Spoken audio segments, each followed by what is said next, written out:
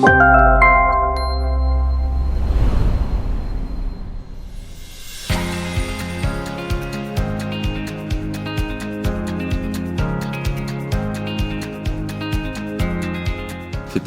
un des enjeux, en tout cas, de pouvoir réfléchir ensemble à la question des mobilités à l'échelle de l'arrondissement, puisque, on le sait, aujourd'hui, nos habitants ne s'arrêtent pas aux frontières d'une AOM, mais en tout cas sur notre bassin et sur notre arrondissement.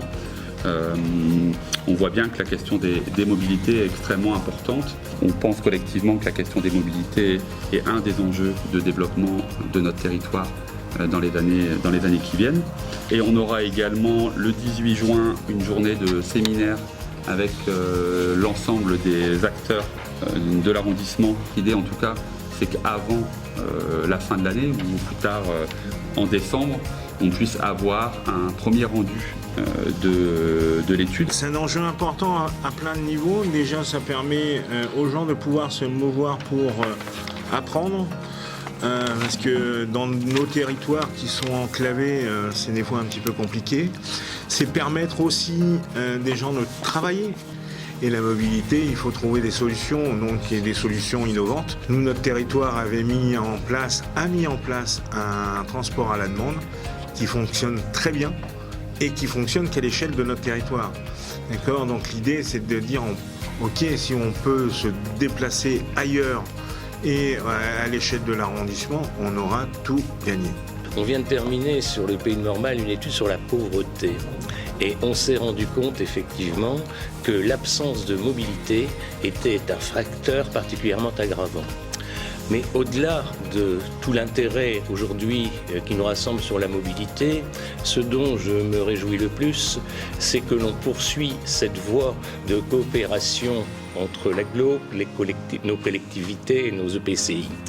On l'a fait il y a bientôt 3 ans dans le domaine du tourisme. J'ai eu le plaisir de présider l'Office du tourisme. Je peux vous dire que cette union a vraiment fait la force et a conforté contestablement notre impact. On peut s'apercevoir que sans mobilité, bien évidemment, on ne peut pas se soigner, on ne peut pas non plus travailler. C'est 2 grands axes qu'il faut voir.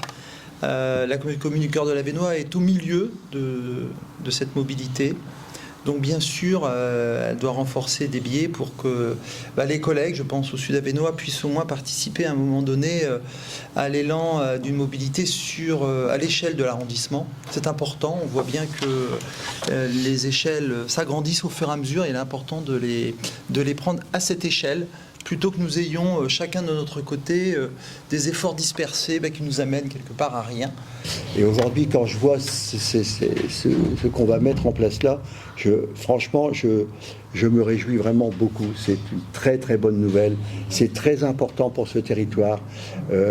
Aujourd'hui, la mobilité, on en parle dans le multiple domaine, mais la mobilité est indispensable si on veut d'abord fédérer les énergies de ce territoire et permettre aux populations de se déplacer, de travailler, de se soigner, enfin tout ce qui a été dit avant, je ne vais pas le répéter. Comme la mobilité avec le nouveau Paris-Bruxelles permet des déplacements qu'on n'aurait pas imaginés avant, comme ce qui va se passer avec la 2x2 voies, la RN2 et la liaison avec la Belgique et l'ensemble du réseau autoroutier européen va créer d'autres mobilités aussi. Bref, tout ça, on sent bien, c'est ce qui manquait à ce territoire.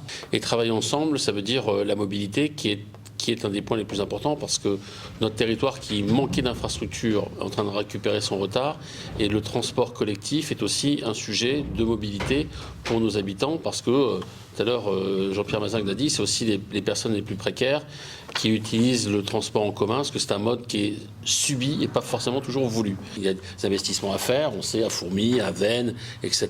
ou d'autres endroits sur lesquels il y a une infrastructure à mettre en place, etc. En tout cas, c'est à l'échelle. Je n'oublie pas non plus le mode de déplacement à vélo, doux. Ça aussi, c'est un vrai enjeu touristique et aussi un vrai enjeu à l'échelle de notre arrondissement. Donc c'était un beau challenge pour le syndicat. Et encore une fois, bravo à Benoît qui a lancé cette initiative et qui aujourd'hui, par persuasion, a su fédérer les intercommunes.